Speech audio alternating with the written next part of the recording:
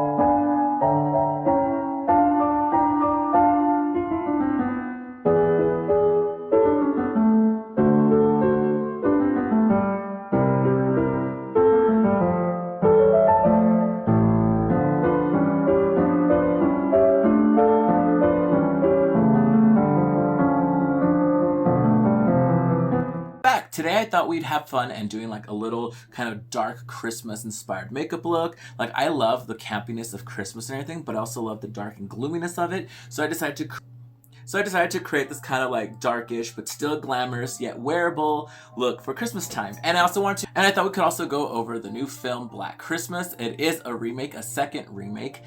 Now I am a big fan of the original and the 2006 remake, and when I initially saw the the little teaser for this, I was really excited. It was just like the sharpened candy came with the blood, it said Black Christmas coming soon, and I was really excited.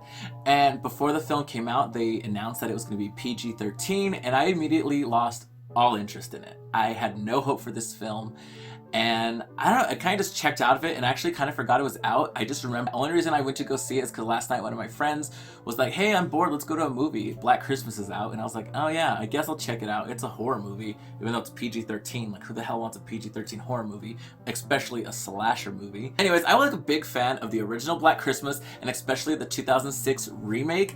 Now that one also has some controversy around it because the trailer had so much more than the actual film itself. I think that was because something about director switching or whatever, and I even think from what I was reading that an actress is in the trailer who's not even in the film. And when I saw the trailer for that 2006 one, I was so excited to go see that in theaters when it came out, and was highly disappointed when the part where one of the girls gets pulled into a wood chipper like while tangled up in all the Christmas lights was not in the film. There's also a part where someone's like buried under ice or something like that, but yeah, none of that was in the film, so that was kind of disappointing. But I still really enjoyed the 2006 film. Now with this one that just came out, I have some strong opinions about it. So like I said, I walked into it knowing I was probably not gonna like it, and then the whole movie I was eye rolling, and my god, like feminism shoving down your throat, and it was like the wrong kind of feminism too, because like don't get me wrong, I'm all about feminism when it's about equality, but when it comes to the shit when it's like, oh, all men are trash, all men are this, women above men, like that makes you just as bad as like chauvinistic pigs. Besides the whole feminism being shoved down your throat, the movie was just very lackluster and dumb. Like the first girl to get killed, like she's walking, she's really creeped out because she thinks this guy's following her, which is understandable. She finally realizes the guy's not following her. He turns the corner and walks down the street. So she in relief like turns around and bam, faces the real killer. Now the first mistake she made is running towards nothing when she could have easily ran towards the guy who was walking behind her, who just turned down the street like 3 seconds before she turned into the actual killer. And I'm kind of like, girl, in situations you run towards people who could possibly help you, not towards nothing where it's just you and this killer chasing you. And then they kind of made it seem like she was like trapped in this front yard just because the Christmas decorations were there, and I guess for the film they were like, oh, we want her to get killed in this shot. But it was very like, I was pissed off because I was kind of like, girl, fight for your life. Like, it didn't seem like she tried at all to fight for her life.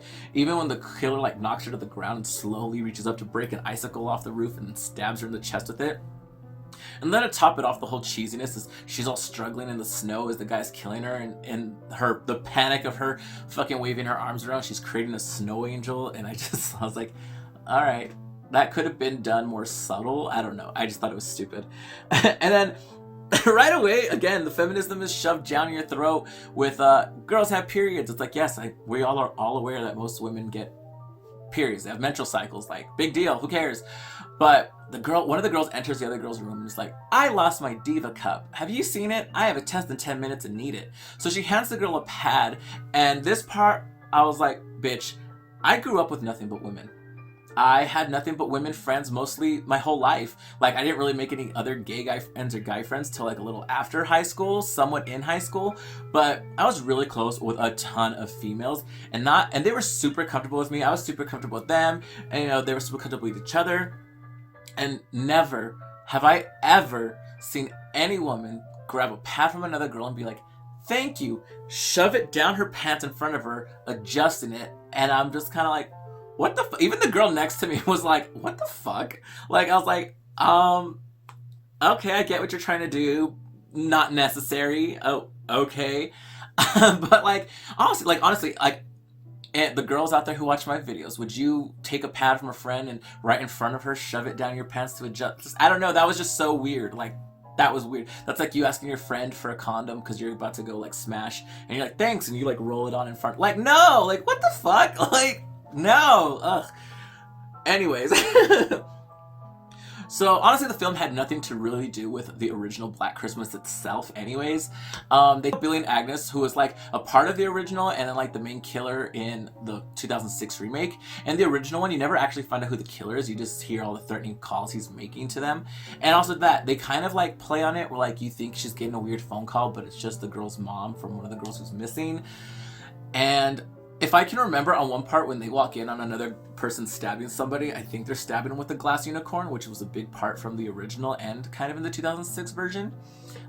Other than that, there was really nothing else except the name, which was attached to this for no reason. So all the kills are pretty much like off screen. One girl gets strangled with Christmas lights. One girl goes missing. The other girl, I'm not even sure what happens to her. She's in the attic and the lights just turn on and she sees the killer's face next to her. Then later on we find her like dead in the attic, but when the girl turns her around, you can kind of see that there's something stuck in her face, but the camera cuts right away and you don't see shit. So it's kind of like, did they stab her in the face? Did he just choke her out too? Because they seem to choke the girls out a lot in this movie. But either way, yeah, so okay, the story goes on. So one of the girls was assaulted at a party a previous year, I believe, and to get back at him or whatever, they make like this whole like Jingle Bell like anti-rape song and perform it in front of like these people. I'm not sure what's going on with the talent show, or just like a Christmas show, but anyways, the video gets filmed, put on YouTube, and they start thinking that they're being killed off by the guys that they humiliated in the video, which would have actually made so much more sense and been a better movie if it didn't take the stupid twist it did. But that would honestly been like, okay, look, oh, these gross rapers got outed and now they're mad, so they're gonna go and try to kill all these girls. But no, that's not at all the case, really, unless I missed something. But anyways, so the girls are hanging out at home. One of the girls gets in a fight with her boyfriend. He leaves. Oh, that was irritating too. I'll get back to that right now. So as they're like kind of just arguing in the kitchen, some bow and arrows start flying through the fucking house. One of the girls gets hit in the leg, I believe. They kind of go hide because like they see the killer coming in. And one of the girls is trying to go find her phone because of course they left it downstairs. And as in the process of her trying to find her phone, the girl's boyfriend comes back and oh my god, he was so annoying. She's crying. Obviously the girl's like distraught and kind of like, hey, there's someone in the house. And the guy starts yelling like, I don't care, no one's gonna hurt my girl, being loud and an idiot. And of course he gets shot, I'm assuming, in the face with an arrow, because again, they cut away and we don't see where the arrow hits him. We just know he dies from it. She stabs one of the killers in the neck with keys. He dies. Then we find out there's multiple killers. They attack the other girls in the kitchen. They kill him as well. Then they find that he's bleeding like black or something. And that's when I was kind of like, oh my god, can this movie get any worse? And yes, it did. So they find out that like these guys are like possessed, or like right away looking at his eyes and him bleeding black, like there's something not right here. And the killer comes back. He stabs one of the friends in the stomach. The other two girls get away. And honestly, I was like zoning out of this movie because I was so fucking like over it and bored. Turns out that there is a cult that has to do with the founder of the college they're at. And this is the fucking part of the movie where I was like, do we need as much like feminism like shit shoved down our throats? Like I said, I'm not knocking feminism. Like, I'm all about feminism when it's about equality. But this part was just so like, they tried so hard. It was just irritating to watch. So this the founder of this college is apparently now like a demon or some type of spirit who's possessing the other boys, and the whole reason he's doing this too is because he is an alpha male, and he believes women should stand behind men and take their place in society, and while they let the men run it and have a man's world. So in fucking other words, the killer in this movie is men. It was a man. And I was just like, are you fucking kidding me? And then they do some stupid ceremony stuff. One of the girls is kind of like, I'm taking my place as a woman. And like, they're making her kind of seem like the bad guy. But you know what? Like, I thought feminism is supposed to be all women inclusive, no matter what type of woman you are. So they try to make her look bad for being like, I'm listening to these men and blah, blah. But it's like, if that's her choice, that's her choice. Even though she gets her neck snapped afterwards because they betrayed her. And then they do the whole stupid like Scooby-Doo horror movie thing where like they're telling the last victim their entire plan when there's no need to. Like, if you really want to just kill him. So they're in the middle of strangling her. Then the cheesiest part of the fucking movie happens when the sisters break in to save her, and their cheesy line, you messed with the wrong sisters. And it's a bunch of girls with like weapons and crossbows who start fighting these guys in the cult. And me and my friend are just like, are you fucking kidding me? Like, what is this? This is so stupid. And it like, oh my, like, don't get me wrong, I love a badass female figure and I love a badass movie where girls kick ass, and we'll get into that later. But this was just so forced and so cheesy. Like, it was just bad. Like, don't waste your time. Honestly, wait till it comes out on DVD or download it illegally. That's how much this movie sucked. Like, don't waste your time paying for this crap. So then, oh yeah, one of the girls, she meets a guy, he's pretty nice, and he gets possessed, then he gets unpossessed after they break the statue of the founder, and then they try to have a little comical moment where he's like, I'm so sorry, I was possessed, they did this, blah, blah. She's like, I know, you don't need to explain. But then what kind of bugged me at the end too is, after none of the guys were possessed anymore that were possessed because they broke the statue, they still lock those guys in the room while the place is on fire and let them burn to death. And I'm like, well, if the curse is broken, aren't they no longer possessed, which means they're no longer bad? Oh, okay, but they're dudes. So I started looking up reviews to see, like, am I the only one who hated this? Which I don't think I was, because when the movie was over and like all the lights came off and we were leaving, the mood of the audience just seemed really like, okay, like, that was something. Like, not usually, you know, when you're leaving a movie, people are telling like, oh my god, that was so good, or usually like, oh, that was awful. Like, people just kind of were like, like, it was just so bad, no one had an opinion on it. But I was also looking through like Facebook, Instagram, and other like news sites about this film.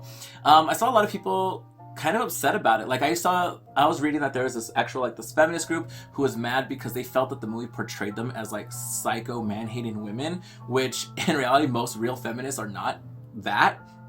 But this movie kind of was building like a false stereotype. Another thing I saw that someone was talking about was like, oh, it's finally nice to see that women are having power in horror movies. And I had to stop them right there. Like, I was like, what the fuck, really? I was like, obviously this person didn't grow up watching horror movies or is not a fan of horror movies, because if you are a big fan of horror in general, you would know that horror is like the last place that needs like a kick in the ass for female empowerment, because in the majority of all slasher films, we have final girls, which are the badass woman at the end of the day who slays the killer and survives to the next film. We have Laurie from Halloween, Nancy in A Nightmare on Elm Street, Sidney Prescott from Scream, and in recent films, like I talked about last week, we have Erin from You're Next. We have Sorority Row, and the remake of Black Christmas. Like, it's honestly easier to name horror movies where like they don't have like a lone male survivor, and the ones that come right to my mind are Ash from Evil Dead, LL Cool J and that other guy from Deep Blue Sea, kind of A Nightmare on Elm Street, but then again his girlfriend lives too, it's not just a guy, and Child's Play, kind of, Andy, but Andy's a child and his mom survives with him, and on part 2 Andy and his stepsister also survive, so it's not necessarily like just the guy survived in that. And it was also, so honestly I think this movie just flopped because they tried to make a social statement, but it just came off really, really bad. And they obviously cut a ton of stuff out to make it a PG-13 film and tried to like shoot for some type of demographic that was not going to see the movie anyways. I don't know why the name Black Christmas was slapped on it in the first place, because it didn't have anything to do with the original or the other remake. They kind of took their own direction, but in a way too, you kind of forgot that it was Christmas in the movie. Like unless you saw the decorations around, or like the whole reason, like, hey, why are we the only people on campus? Like, I don't know, it just didn't really spark any interest into me. Like, this movie could have had a whole different name and been a whole different type of movie, but instead they decided they wanted to use a name from a classic that people would go see, and they didn't deliver. But anyway, sorry for trashing on this movie so hard. I just did really not enjoy it. I was so like, ugh, boring. But anyways, if you're curious to what I did use to create this look today, I will have everything listed down below. If you want to hang out with me on Instagram, you can follow me there. That's Tara_Krueger. I'll leave it down in the description as always. But until the next time, smash that like button, subscribe to this channel, hit that bell for notifications, and I'll see you ghouls later.